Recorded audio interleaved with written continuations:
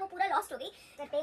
सो है 22 जनवरी और आज ही दिन में दोपहर में हमने आपके साथ ये बहुत स्पेशल न्यूज़ शेयर की है कि यस, शोएब और मैं बहुत जल्दी पेरेंट्स बनने वाले हैं। I am 3 months pregnant and जिस तरीके का इतना प्यारा रिस्पॉन्स आप लोगों का आया है हर जगह, चाहे वो व्लॉग हो, चाहे वो फोटोग्राफ्स हो, इंस्टाग्राम हो, ट्विटर हो, हर जगह आप लोग इतना सारा प्यार दे रहे हो। मैं और शोएब ट्रेंड कर रहे थे जब शोएब ने पिक्चर डाली उसके बाद ट्विटर पे।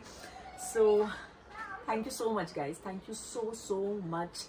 जैसा कि हमने शोएब के ब्लॉग में ऑलमोस्ट सब कुछ आप लोगों के साथ शेयर कर लिया कि you know this was the reason कि हम इतने दिन नहीं आ पाए, मैं इतने दिन नहीं आपके पास सामने आके व्लॉग्स बना पाई। इनफैक्ट शुरुआत में फिर भी ऑन एंड ऑफ थोड़ा बहुत मैंने बनाया है, जब आप लोगों ने काफी गेस कर लिया था क्योंकि मैंने सबा के बर्थडे पे डांस नहीं किया and I was very careful because वो जो टाइम था दैट वाज द टाइम जब मैं स्ट्रिक्ट बेड रेस्ट से थोड़ा नॉर्मल हुई थी एंड डॉक्टर ने मुझे बोला था कि ठीक है, थोड़ा घूम फिर सकते हो, जा सकते हो, लेकिन ज़्यादा एक्टिव नहीं होना है एंड यू नो बेंड नहीं करना है एंड थिंग्स लाइक दैट।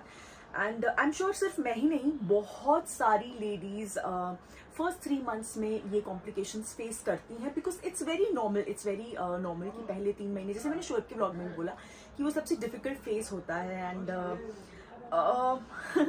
मुझे ऐसा लगता है कि मुझे अपना एक्सपीरियंस फर्स्ट हैंड आपके साथ शेयर करना चाहिए बिकॉज मैंने भी इतने टाइम में मैंने भी कई सारे वीडियोस देखे हैं यूट्यूब पे, कई सारे जहाँ पे बहुत सारी लेडीज ने अपना one-on-one एक्सपीरियंस शेयर किया है and it's just beautiful. You know इस फेज में जब आप किसी और का वीडियो देखते हो जो इसी वक्त से गुजरे हैं और उनका एक्सपीरियंस क्या था, तो कभी आप कनेक्ट कर लेते हो, कभी आप कुछ नया सीख लेते हो। अनडाउटेडली ये एक सबसे ब्यूटिफुल फीलिंग है as a couple, as a whole family, as a father for Shoaib, as a mother for me। ये सबसे एक ब्यूटिफुल एहसास है कि okay you know we are expecting our first child. ये बहुत ज़्यादा स्पेशल होता है, आप जिंदगी के एक नए फेज में एंटर कर रहे हो। पता है फॉर मी, मतलब मेरे साथ ऐसा हुआ and I will be really curious to know कि आप सब में से किसके साथ ऐसा हुआ है, तो प्लीज मुझे कमेंट सेक्शन में जरूर बताइएगा।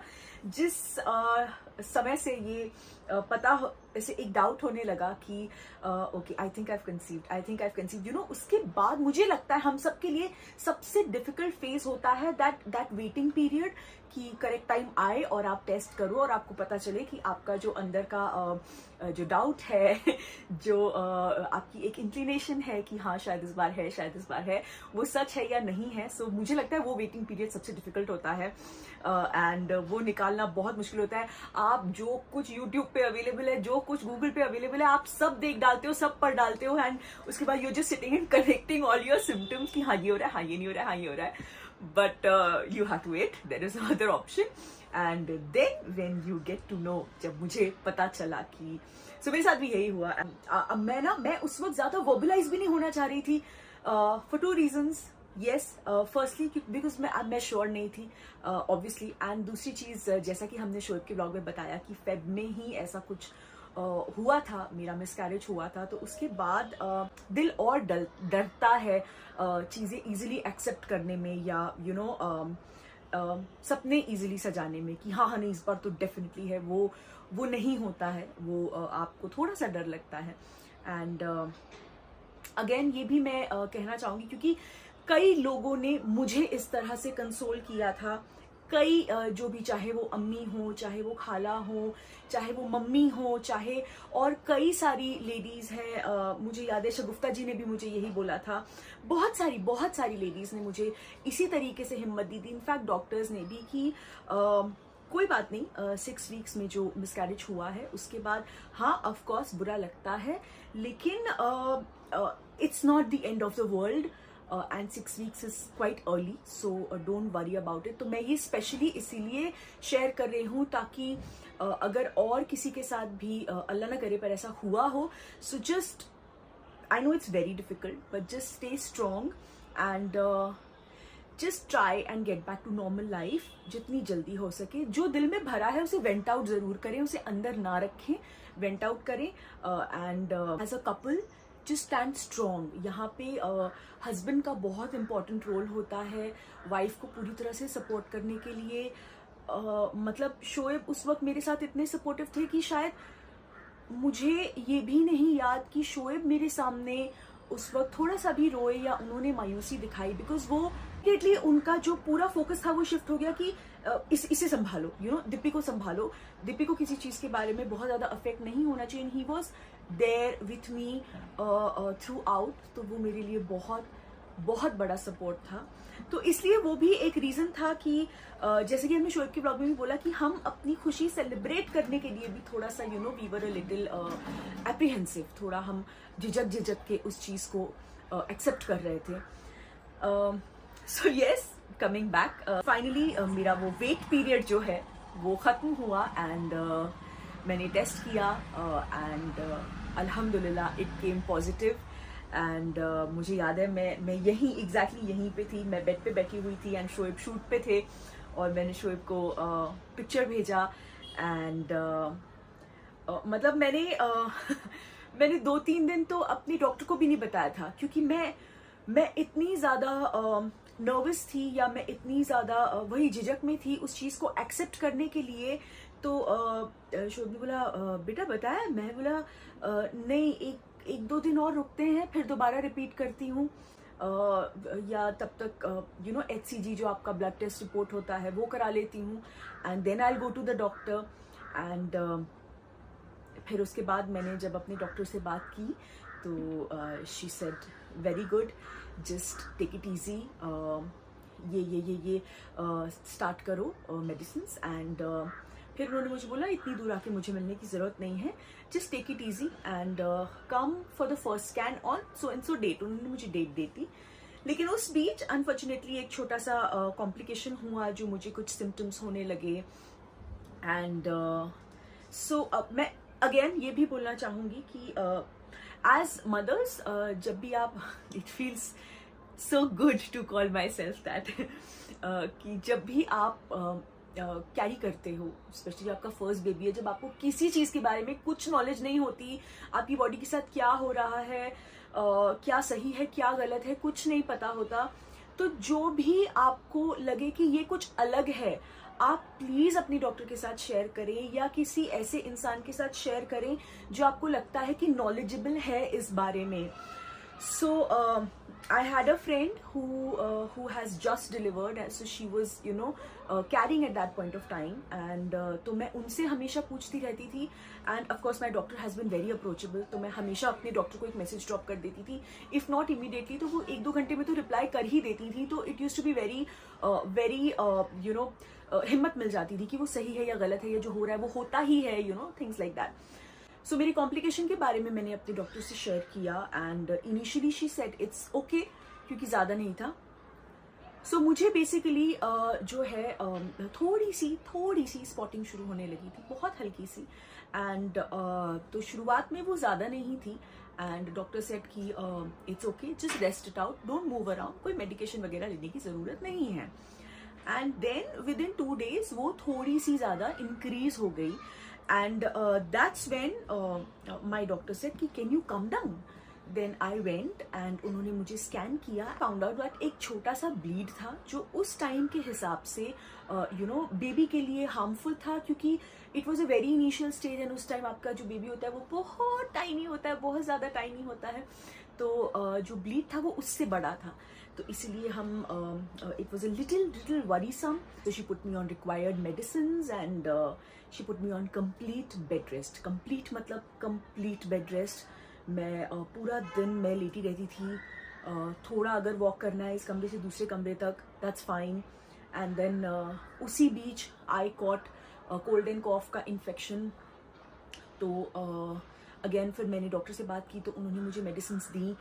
एक बहुत बड़ी चीज़ है, जब प्रेगनेंसी आपकी होती है आपकी इम्यूनिटी बहुत ड्रॉप हो जाती है, बहुत ज़्यादा ड्रॉप हो जाती है एंड आप इन्फेक्शन कैच करो, सर्दी खांसी बुखार ये सब बहुत नॉर्मल है, आप कैच करोगे। लेकिन ऐसा नहीं है कि आपको कोई मेडिकेशन नहीं दी जा सकती. So what I have done, I have kept my gynec and मेरी gynec ने ही सजेस्ट किया था कि आपके जो फिजिशियन है, हमारे फिजिशियन तुषार शाह, डॉक्टर तुषार शाह तो आप सब जानते हैं, तो ये दोनों लूप में है कि मैं कब क्या बीमार हो रही हूँ और मेरे अंदर क्या मेडिसिन जा रही हैं. मेरी सर्दी खांसी इतनी ज़्यादा बढ़ गई थी कि मैंने एंटीबायोटिक भी लिया है, मुझे एक स्प्रे भी स्टार्ट करना पड़ा है, मुझे कुछ दिनों के लिए इन्हेलर भी स्टार्ट करना पड़ा है. तो all these things, लेकिन अल्हम्दुलिल्लाह I have recovered now and alhamdulillah the baby is also fine because it was all under the supervision of my doctors. So the reason of me sharing this is also again because it's very normal. हम में से बहुत ladies इस दौरान बीमार पड़ती होंगी, पर सफ़र मत कीजिए, प्लीज़ प्लीज़ प्लीज़ अपने डॉक्टर से बात कीजिए. They will guide you to a solution, क्योंकि आपके बेबी के ठीक रहने के लिए आपका ठीक रहना बहुत ज़्यादा ज़रूरी है. ओके, अब मैं अंदर आके बैठ गई हूँ क्योंकि मैं बाहर बैठे बैठे थक भी गई थी और बाहर थोड़ा अंधेरा भी हो गया, मच्छर भी आने लगे हैं. So yes, now I am absolutely fine. और एक्चुअली मैं जहाँ से बात मैंने शुरू की थी मैं वो पूरा लॉस्ट हो गई.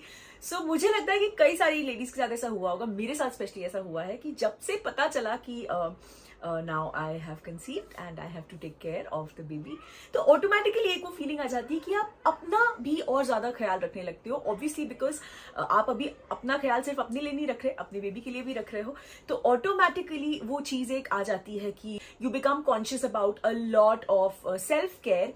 सो विच इज़ वेरी स्वीट. मैं आज जो भी आपके साथ शेयर कर रही हूँ, ये कोई मैं अकेली नहीं हूँ जिसके साथ ये होता है, या ये कोई रॉकेट साइंस नहीं है, ये हर किसी के साथ हुआ है. लेकिन आई एम श्योर ये जब होता है तो शेयर करने की हर किसी की एक्साइटमेंट उतनी ही ज़्यादा होती है और वो फीलिंग उतनी ही ज़्यादा स्पेशल होती है. That's the reason I am sharing it with you all. सबसे ज़्यादा ज़रूरी अगर कोई चीज़ है तो I think is your diet and rest. मुझे लगता है कि मेरे केस में सबसे प्यारी बात ये है कि I have both my mothers with me. अम्मी भी हैं एंड मम्मी भी हैं, तो पूरा दिन क्या खाना है, कितनी बार खाना है, कैसा खाना है, वो मम्मी किचन में, कभी मैं रात को उठ के कुछ बोलती हूँ मुझे भूख लगी है तो वो मम्मी बना रही हैं. अम्मी को कभी बोलती हूँ अम्मी आज मटर पुलाव चाहिए, अम्मी आज चिकन चाहिए, तो वो बेचारी हर दूसरे दिन चिकन बना रही होती हैं. मम्मी दिन में कुछ 2-2, 3-3 अलग अलग टाइप की सब्जियां बना रही होती हैं, क्योंकि मुझे कभी मन करता है कि हाँ मुझे आज पालक खानी है, फिर कभी ऐसे होता है कि प्लेट में लौकी बन के रखी है पर नहीं मम्मी आज मन नहीं कर रहा, फिर वो तुरंत मुझे या तो कोई पुलाव या मुझे कोई दाल बना के दे देंगी. तो मेरे केस में मुझे ऐसे लगता है कि ये जो मुझे केयर जो दोनों तरफ से बहुत अबेंडेंस में मिल रहा है, ये मेरे लिए एक बहुत बड़ी ब्लेसिंग है और उसके लिए मैं बहुत ब्लेस्ड फील करती हूँ. एंड शायद इसी वजह से डॉक्टर ने जो स्ट्रिक्ट इंस्ट्रक्शंस दिए थे in terms of taking care and in terms of following a proper diet and everything and staying happy. Yes, staying happy is the most important thing जो मैं हर प्रेग्नेंट लेडी की family से, specially husbands से बोलना चाहूँगी कि वो खुद खुश रहें अंदर से.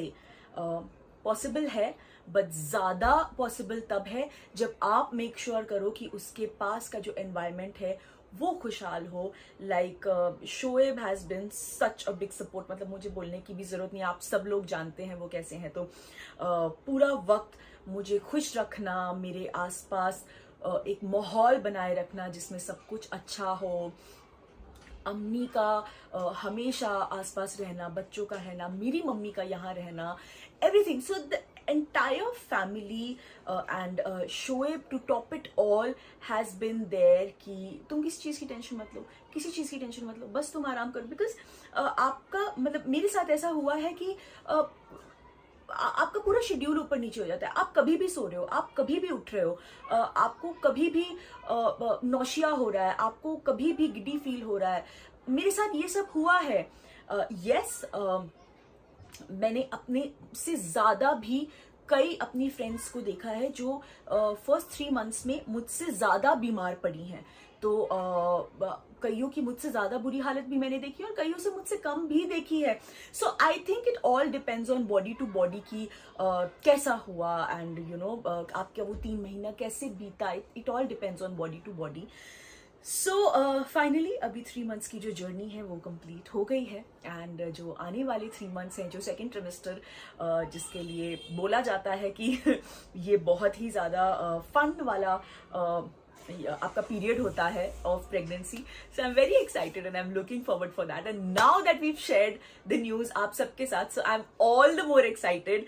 सो लेट्स होप कि ये जर्नी इसी तरह खूबसूरती से बीते. प्लीज़ अपनी दुआओं में शामिल रखिएगा कि हमारा ये जो आने वाला बेबी है ये बिल्कुल हेल्दी वे में इस दुनिया में आ जाए, और इससे ज़्यादा इस वक्त और कोई विश नहीं है बस. And once again thank you so much for all the love, and sorry आज फिर से मैं बहुत ज़्यादा बोल गई, एंड मुझे नहीं पता मैं कुछ काम का शेयर कर पाई या नहीं. आई होप मैंने किया हो, एंड बहुत जल्द मिलेंगे अब एक नए व्लॉग के साथ, एंड लव यू गाइस दिल से. बहुत जल्दी क्यूट सी बेबी आ जाएगा. Okay, bye bye.